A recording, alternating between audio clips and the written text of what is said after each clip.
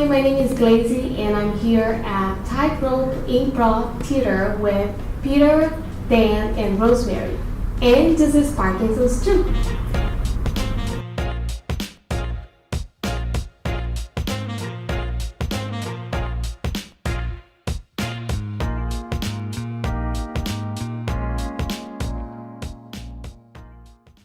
It all started before the pandemic, actually. So there was an idea to do improv for people who have Parkinson's. My husband is a movement disorder neurologist. It's my neurologist, actually. He's his doctor. Yes. Good recruiting ploy. This is before we met. He knew each of us separately. And I came and did an improv workshop at a retreat that he was giving a talk at. And he saw his patients light up and connect with each other and really engage with improv. So we thought, okay, we need to do a program. So we did a 3-workshop program that ended in a showcase. And Peter was part of that original class. I survived the experience. Yes. That was in 2019. Wow. Then, of course, COVID happened. All the in-person classes got canceled. And the Parkinson Society of British Columbia contacted me and said, can we do this virtually? And I said, no, can't do it, because improv has to be in person. And they said, please, we don't know how long the pandemic is going on. We want to try it. So we said, okay, we'll try it. So we began offering virtual classes, which led to a group of performers wanting to advance in improv and practice improv. And they had that thing in common. They all have Parkinson's disease. So then we started running 2 programs. One, rehearsals and practices for the troupe that Peter was in, and the second one, new classes for folks with Parkinson's who want to try improv. Well, in fact, Dan, if you'll recall, we had the initial session in the fall of 2019, and then we had a second tier, a more senior class, another 6 classes, and from there we said, let's keep doing this and continue to explore the art and the art of the possible. And so we then, from there, you created the performance troupe, which is all veterans of, primarily Zoom-based learning techniques and learning processes. And, you've created a lot, you've blazed a trail. Well, I've had great support, right, from folks who have really committed to it. And then last year, Rosemary joined our team, and so she's coordinating all the classes and doing all the registration and really creating relationships with all of our partners. And so it's been really wonderful to join this team. It's been, I think we're maybe 3 or 4 months out from a year with Improv for Wellness, and it's been really lovely to meet these folks and meet all of our students who are just, coming to classes, and I'm chatting with them, and we're having a good time and slowly bringing in more and more folks and offering more classes, which is very exciting. So one of the other things that's really been organically developed in the whole process is we now have a systematic and systematized curriculum. So we teach, the initial introductory course was 6 sessions, and each session now is a standard lesson plan, and standard teaching points, and standard points that relate to the benefits, to the cognitive benefits that a person with Parkinson's will, we hope, achieve and experience, through participating in improv. And switch, and switch. And once you get it, see how fast you can get it going.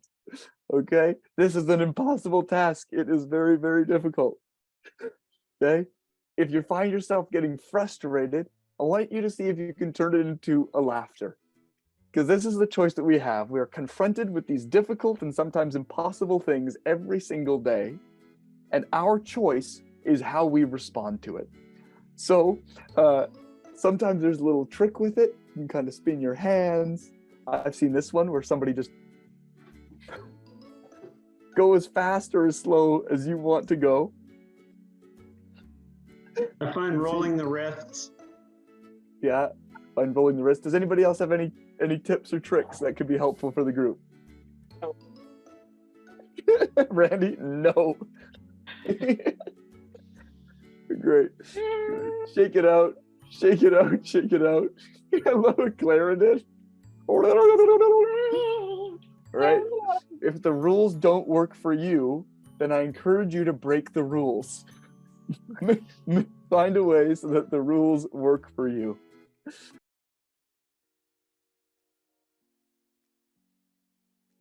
We were inspired by a study that happened in 2015, and it was in the literature in 2016. Yeah, this was by Northwestern University and the Second City.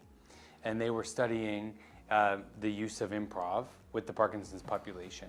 And that study is what inspired us to do this. So we saw that there was positive effects, and we knew that running our improv classes with this population would be something that was important to us and would be effective. And so that inspired us. So we're not quite pioneers, but we're growing it and responding to our community. In Vancouver you are, isn't it? Yeah. Yes, yeah. In Vancouver it wasn't happening.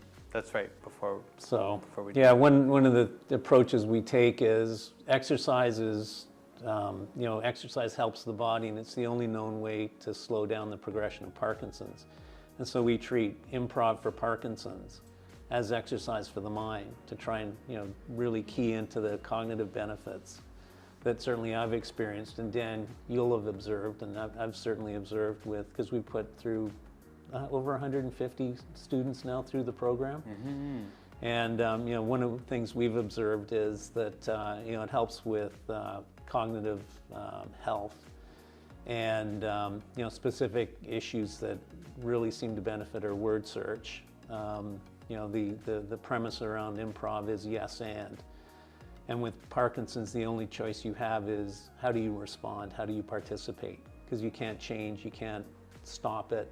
It just, all you can deal with is how do you respond to it and how do you slow down the progression. And so word search is supported, working memory is supported, spontaneity, imagination, acceptance. Yeah, lots of, and then on the physical aspects as well, with Parkinson's, the fine muscles in your face, for instance, become less responsive because your dopamine levels go down. And so you get what's called mask face. And one of the things in improv is you learn to exaggerate and you learn to relate. And this is where Zoom is particularly helpful. You see yourself on Zoom and you can say, make a happy face. So you get an instant feedback session. I'm making a happy face, or I'm smiling, or I'm crying, or I'm frowning. And then the second element is you learn you're in a little box on the screen. So you learn, how do I fill up the screen? Gesticulating and moving the camera closer or further away to change your relationship and the ratio, how much space you're taking up. And then the third is, with improv, is the physicality of it, and just, the big gestures and adding some weight and depth to, what you say and the facial expressions you show. Beautiful.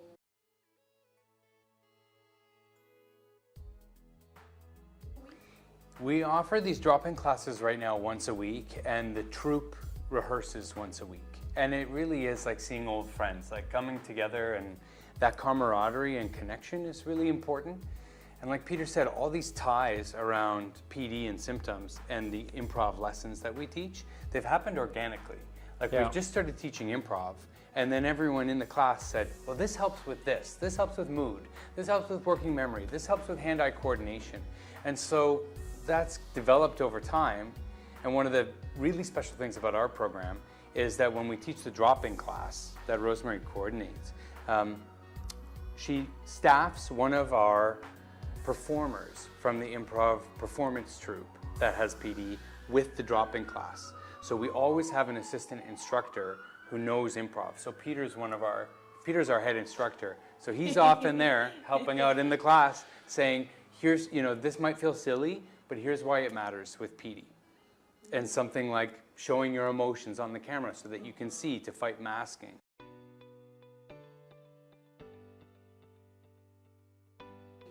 They first approached us saying, we want to do something for our population. And then it's been a real partnership around how we've developed it, you know, and even now having the drop-in. This was in a response to, well, people don't want to commit for 6 weeks before trying it. So let's try a different model. So the PSBC's been amazing now. They support financially every registration so that it's only half the cost. So the other thing too is it's been a series of experiments. Yeah. And we've tested things and we've tried things, and some things we discard because they just don't land or don't grab onto the audience and the participants. Other things we embed in the program and then we just replicate it in future courses, which is why, you know, our curriculums have, our curricula have developed and grown organically, and so that we now have a very sort of precise and finely tuned approach. And we just keep experimenting and trying new things, and you know, our students so far, our participants so far have been quite tolerant of being guinea pigs. Yeah, they give us their feedback, you know. And so now we're in talks with Community Center in New York who's going to be running it. We have someone in Winnipeg, someone in... Yeah, we have a new teacher. So we have a new teacher from Winnipeg. We're talking about moving the program out there after he teaches with us for a little bit. We have another teacher from Philadelphia who's just joining us. We have some teachers in New York, so they're going to be teaching this drop-in now and then potentially moving the program out there as well. Again, we've been in New York before, so it's very exciting. We're expanding and building our team, and it's nice to have a faculty of teachers now as we're building. Well, and our student population as well. I mean, they're literally around the world. I mean, we ran a seminar and someone showed up from Japan. You know, we've got a woman who participates from Portugal. We've got, you know, a fellow and his wife who participate from Lima, Peru. You know, we've got participants from California, from Wisconsin, you know, and then across Canada. And it's just really lovely.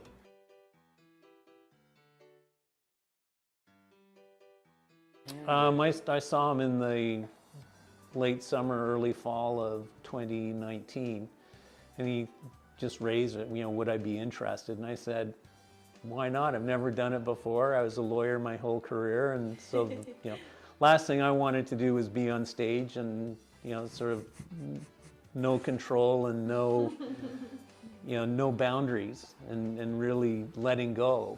And, you know, I can just say it's been nerve-wracking and terrifying at times, but it's all been good. I was just gonna ask, do you feel nervous before you go to classes? Like, do you feel your heartbeat going? So I get tremors from my Parkinson's, but I get double dose of tremors when I go on stage. And unfortunately, my Cinemet won't cure those second class of tremors. But That's what we call type 2 fun. So Quinn was one of our teachers. He just taught me about type 2 fun. Type 2 fun is when you're doing something and you have nerves or you're nervous, you know, and it's hard, but then you look back on it and you say, that was fun. I'm so glad I did that, you know. So well, there's the relief at being finished, and then there's the self-admiration of just, I'm happy with how I performed, and that worked out okay, and it wasn't a stick my finger in the light socket experience after all. Yeah.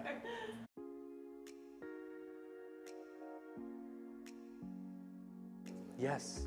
So each class will be 90 minutes, and we start off by meeting everyone who's there. So where are you tuning in from? And we might ask a question that pertains to the theme. So if the theme of the week is listening, the question might be, what's something that you heard that made you happy this week? What's a sound that made you happy? And so everyone will check in and they'll share.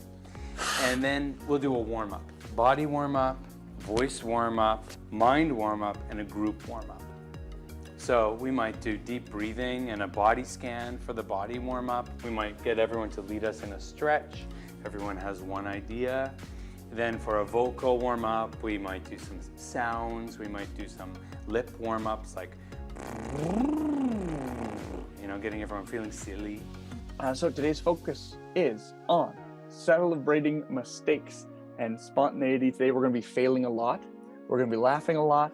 We're going to hopefully take some tools outside of class today to learn how to fail fast, how to fail forward, how to embrace mistakes, and how to live a little bit more spontaneously and break the routine a little bit more, being a little bit more flexible with our day-to-days. So that's going to be the focus today. And then for the group warm-up, we'll start to work together. Should we do a group warm-up right now? Yes, okay. Why don't we do Zen count? Sure, yeah. Okay, Peter has an idea. Okay. So Zen count, we take it in turns spontaneously to count 1 to 20 or 1 to 10. And it means you need to listen. And with Zoom, the limitation is there's a lag time because different people, everyone has a different connectivity speed.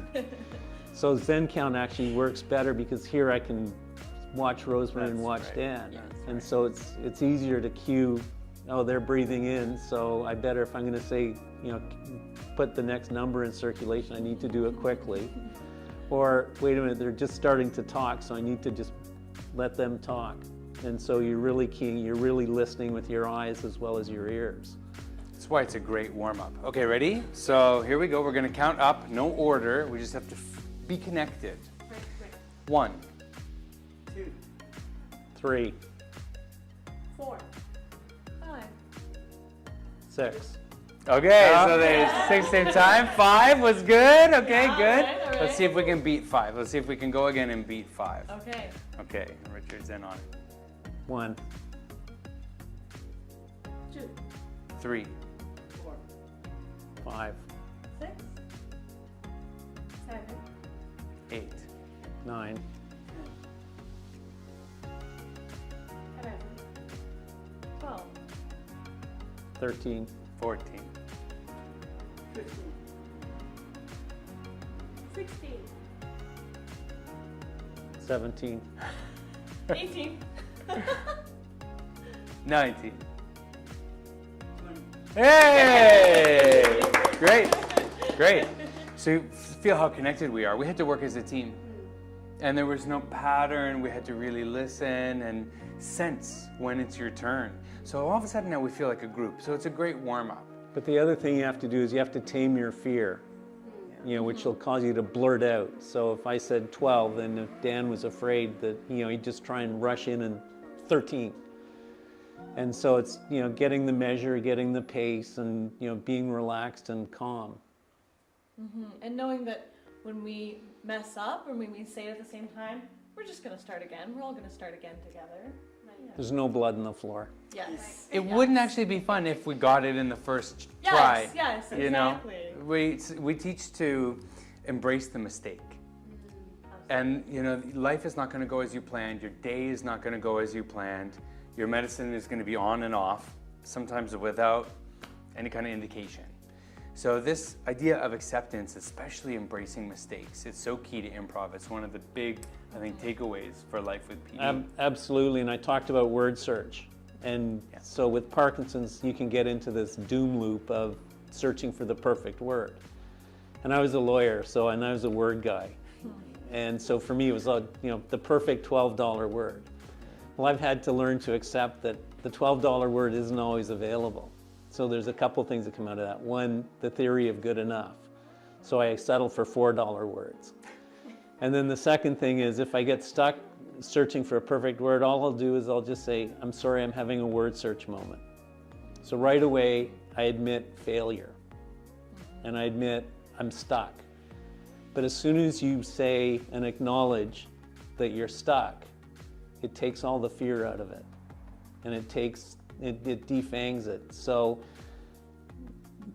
almost everyone will universally say, oh, he's searching for a word. I'll be patient and just wait calmly while he finds the word he's looking for. And then the conversation carries on. Okay, let's play a game that builds on that concept. This is word association. I'll say a word and then anyone can say, that makes me think of, and you say another word. So my word is butterfly. That makes me think of wings. That makes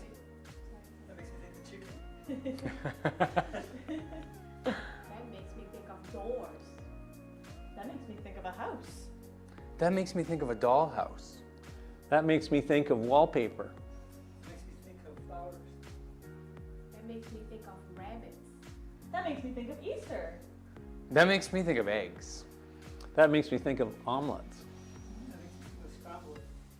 That makes me think of chocolate eggs. Oh, that makes me think of a little chick. That makes me think of an older chick. I think we'll stop there. Great. So now we're getting into that impulse, getting over trying to find the right word, but just reacting to the word that you've heard. Now we're really warmed up, right? We've done that group warm-up, we've done this vocal warm-up and mind warm-up. So now we could start to create together. We could say, you know, here in front of us is a model. What is it a model of? What are we looking at? So just to interject for a second, one of the things we try and do with each class is in the lesson plan, there's some key concepts or key Parkinson's issues that we believe are specifically addressed by the class. So for instance, if word search, you know, if we're dealing with working memory, so you've got to remember the thread of a story. That exercises your working memory. If you're chasing spontaneity, then that means not being stuck on, you know, it means accepting the offers you're given. So rather than trying to make something happen, you need to, you choose to accept, you know, so Dan, if you offer me a word. Tire. Tire. So I can accept tire, and if it's a, you know, tire makes me think of car. So I accept Dan's offer of tire and then say car. As opposed to saying, you know, trying to say something unrelated. Or Because you had parrot in your mind or something. yeah, exactly. Yeah. So if I have, you know, Dan you offer me tire or car, and I say parrot, well, wait a minute, you know, I'm not accepting your offer.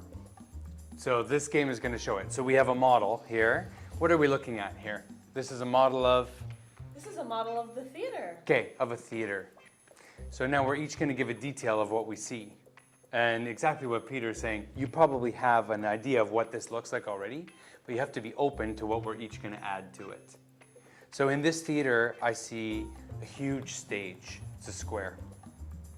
I see stairs on either side of the stage in the front leading up from the seating area. I see a trap door. Oh. I see improv students on a stage. I see a balcony that you can watch the improv students from. I see a red curtain framing the stage, going from the roof all the way down to the floor. I see chairs in a semicircle in the back of the stage. I see a man standing at the back of the theater. I see spiders crawling around the stage.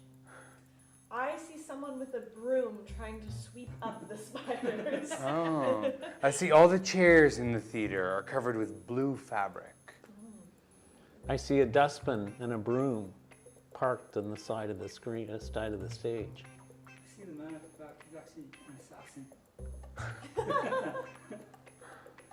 I see the assassin trying to kill somebody.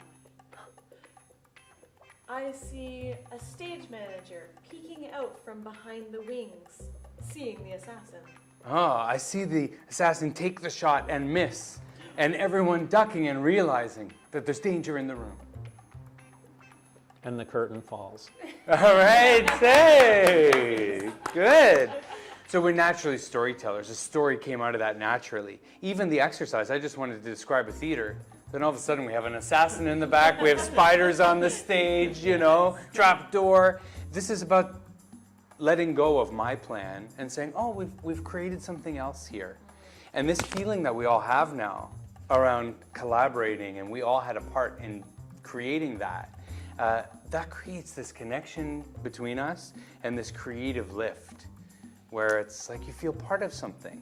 And so sometimes it means slowing down if someone doesn't have fast speech and saying, okay, well, if Rosemary took a long time to give an answer, we're going to wait because that's the speed of fun for her, you know, and to include. Well, the So speed of with our fun is classes, such an we're important doing that. concept Yeah. because with Parkinson's, everyone's at a different stage and everyone, you know, every day is unique.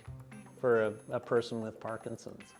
And it's part of the community that we create when we come together for improv. Whether it's intro to improv or drop-in or performance troupe, is the community you form that day, that occasion. And it really centers around the fundamental principle of improv, which is yes and. And yes and is, yes, I will accept your offer, and I will then build on it. So letting go of control. Yeah, so Dan is the director of our Improv for Wellness program. So that's within that we run Improv for Parkinson's. We also have an Improv for Brain Health class, which is more of a general improv for mental health. We run that with BC Brain Wellness.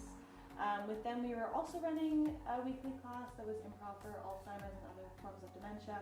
That one's taking a pause for right now. We've had creative writing classes.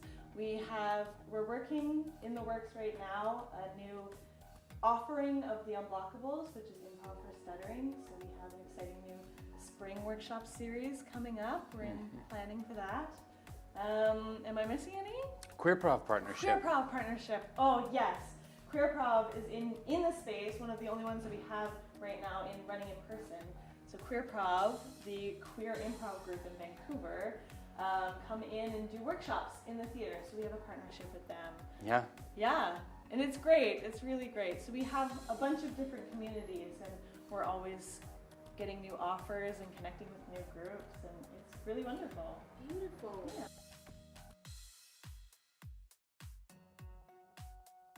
The Parkinson's group shakes it up. Yeah. I mean, really though, that is where we're doing most of the experimenting with it, expanding in different forms of classes, like It's the drop-in lab. class. It's the lab rat cohort. Lab rat cohort. Yeah. Exactly. Like the drop-in classes with Improv for Parkinson's have been so successful that that's a model we're now trying out with other programs, because I think some people will say, yes, for sure, I want it. I'm in for all classes. But we'll have other times where someone will come and they're not totally sure, and it's great to have that option for them to come in for one class, and then I send them an email and I say, hey, thanks for joining us. If you liked it, we'd love to see you next week. And this round has been really great. We've had a lot of folks who came for the first class and then kept coming even though they weren't ready for all of them. So yeah, I would say that's the biggest difference is we're doing the most here right now and then bringing it to our other programs. Well, and I think too that's just building on.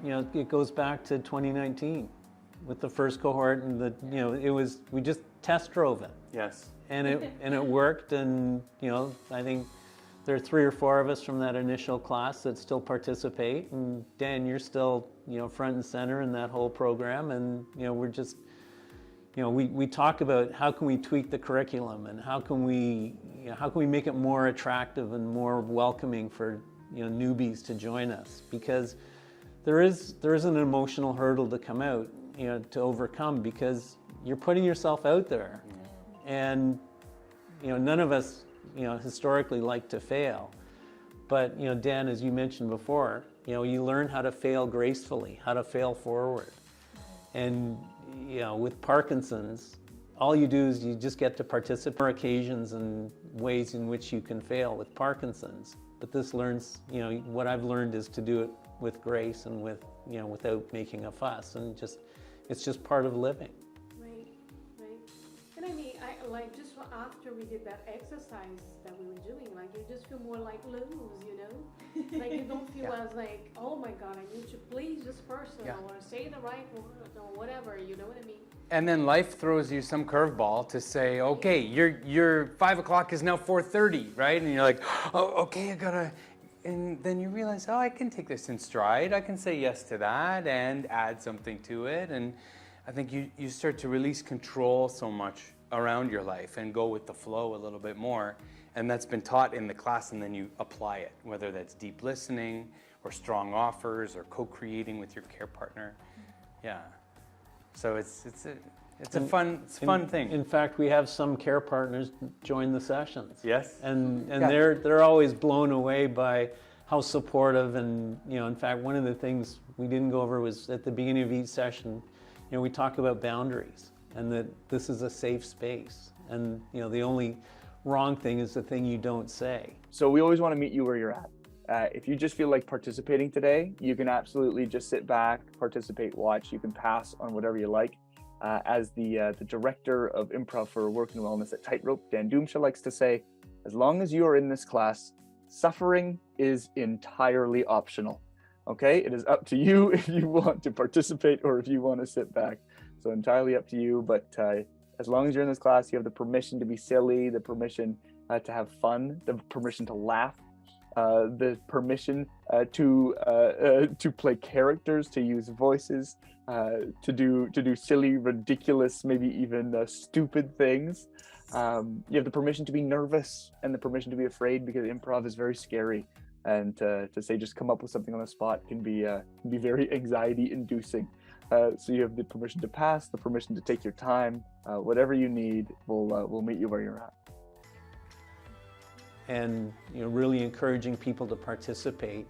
But if someone's having an off day or they feel a bit shy, if they just want to sit and watch and not participate, that's fine too. Yeah. So care partners? Yeah, we love having significant others, caregivers join the classes. Sometimes they join from off screen, and then week 2 they'll be on screen, and week 3 they'll be on their own screen. And that's great. They're welcome. They're welcome to come. A lot of the games that we play, the participants love to play them with their families, at home, with the grandkids, with the kids. They're fun games that get people out of their shell and get creative. So Well, a lot in of fact, a times people are perfect writing one it down. for around the dinner table is word at a time. Yes. Everyone contributes a word in turn. And that's where you have to let go of control, because you have, if there are 5 people that are playing word at a time, you've got 4 more words, 4 words that are going to come out before it's your turn again. So you have no control over where the story's going to go. Your only choice is, do you say yes and, or do you say yes but, which is a passive-aggressive way of rejecting, or do you say no? And those are your 3 choices. We always love breaking the rules. In improv, I just played word at a time with a group, and this woman wouldn't stop giving more than 1 word at a time. And so we said, well, let's try it that way. Let's try, taking turns. And so you say 1 or 4 words, up to you, in between. And so we did it that way, and it works great. And so we're always finding these little discoveries around what people bring to the table and how we play it today. And well, in fact, we did phrase at a time with the construct around the stage. yes, that's right. That was phrase at a time. We That's each right. contributed a phrase in turn. Yeah.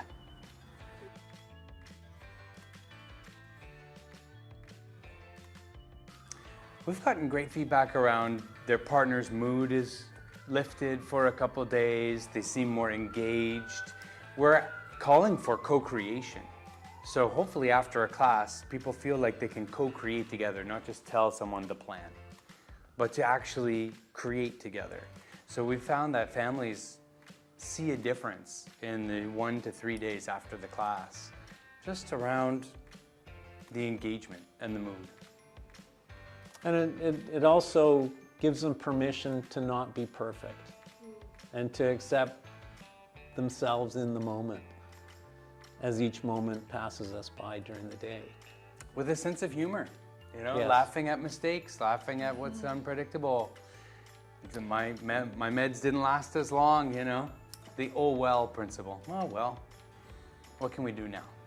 Yeah, and some of the feedback we've got, one of the quips was, it's an hour and a half when I forget I have Parkinson's. Gives me a smile for the whole day.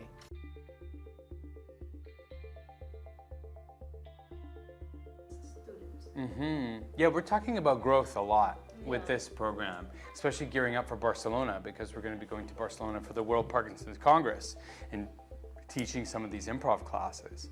So some of our students have gone on to study here at Tightrope and be on our stage. We have the performance troupe that are going to be performing in Barcelona. And then sometimes people just take those 6 weeks of classes, the program, and they say, okay, I have got these skills, I'm good. And then other people say, I want to keep doing it, like yoga, I want to keep it up.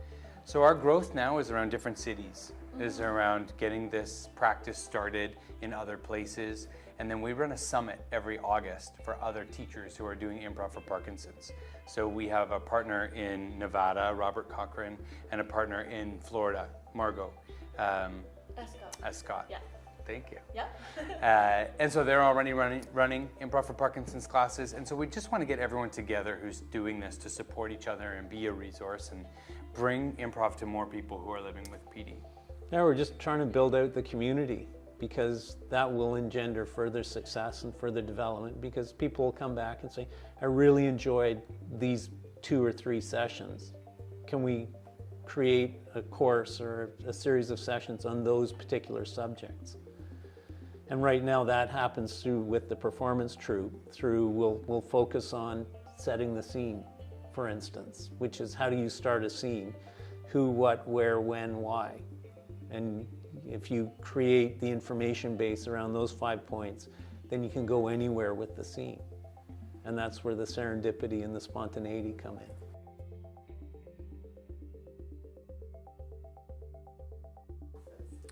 We're looking into that, how we can research the effect of this program on the life of someone who has Parkinson's. So we started a study with Mount Sinai Hospital in New York to do a survey before the classes and after the classes. And we were using the PDQ-39 index, and it was just a written test. But my husband wants to study it more in depth along what you were thinking, with brain waves and physical exams. So we're looking and more empirical data. Yeah. So you'd have cognitive behaviors test to begin with, and then you'd take the 6-week intro course, if that's what we chose as the model to study.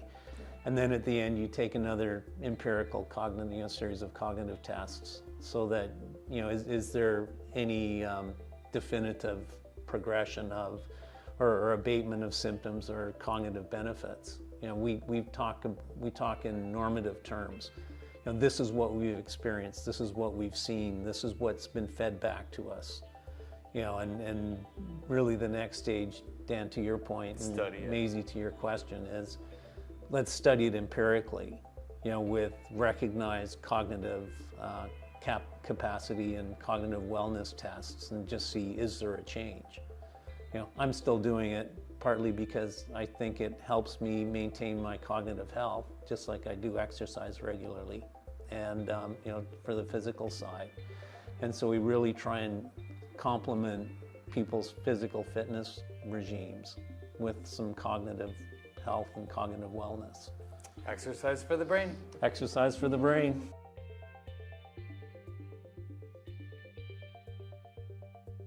Absolutely. Yeah. It's very liberating. It is. And, I'll come into a session if I'm tired, if I'm distracted, my meds are slightly out of balance, then, you still get a little bit of a dopamine hit with taking improv. And secondly, we've talked about this a couple times already today, is you're part of a community. And you just draw the positive support and energy because it's a shared experience.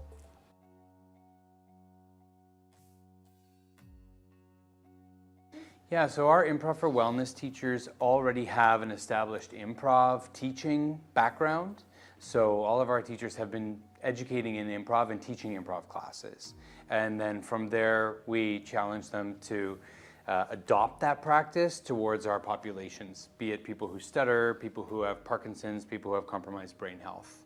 So it's around taking that work that you've already been doing with teaching improv and then really teasing out the lessons that would apply for the group that is in front of you today. So everyone has already got that improv practice. All of our teachers perform. All of our assistant teachers have been part of the Parkinson's troupe and have had a couple seasons working with these ideas and doing improv. And in fact, Dan, before every session, the assistant teacher, in this case it would be me, and if you were the lead instructor, it'd be you, when we get together 15 minutes before on Zoom and we go over the curriculum, what are we going to emphasize today? What's the sequence of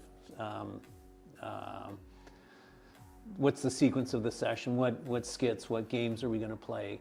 And what exercises are we going to do? And what are the key Parkinson's points we're going to, we're keying in on with the curriculum we have for the day. And the other anchor to that is we have a set curriculum. So we've got a starting point that supports Parkinson's for stuttering, and Parkinson's for Alzheimer's, and Parkinson's for caregivers, and BC Brain Wellness, and Parkinson's Improv for Parkinson's.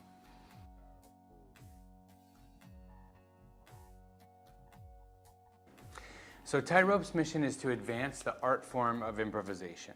That's what we do here at Tightrope. And so for me, running the Improv for Work practice and Improv for Wellness practice, we're taking improv and the concepts of improv comedy, and we are applying them to life at work for leaders and teams, and life with a disease that compromises your ability. And so for us, advancing the art form of improv by applying it to these populations is really fulfilling our mission.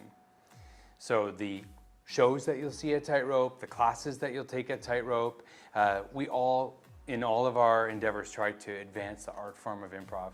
And I don't think any other part of Tightrope is doing that more than the Improv for Wellness, when we're bringing it to new populations and talking about how it applies to them.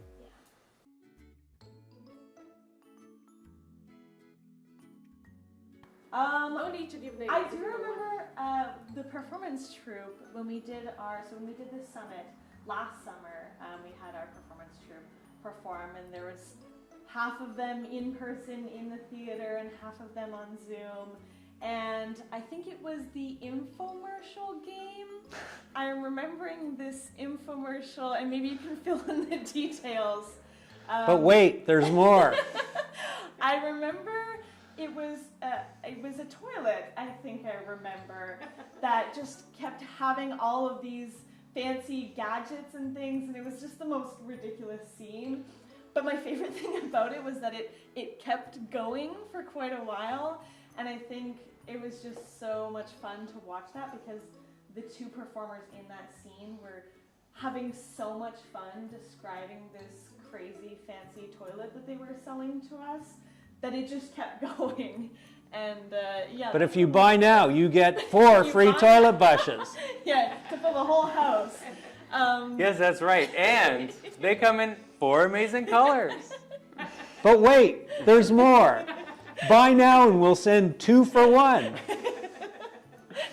Exactly, and it just keeps going. And it puts a smile on my face. They're smiling. It was just a wonderful time. Well, we have had it where the two people in the performance, they're just laughing so hard they can barely get the words out. Yes. When you're breaking in the performance, it's just great. It's just great to see. All right. Well, beautiful. Thank you so much. Great. Peter, Dan, Thank you. Rosemary. Thank you so much. Thanks for your questions. Thank you. Thank you. All right. That's a wrap.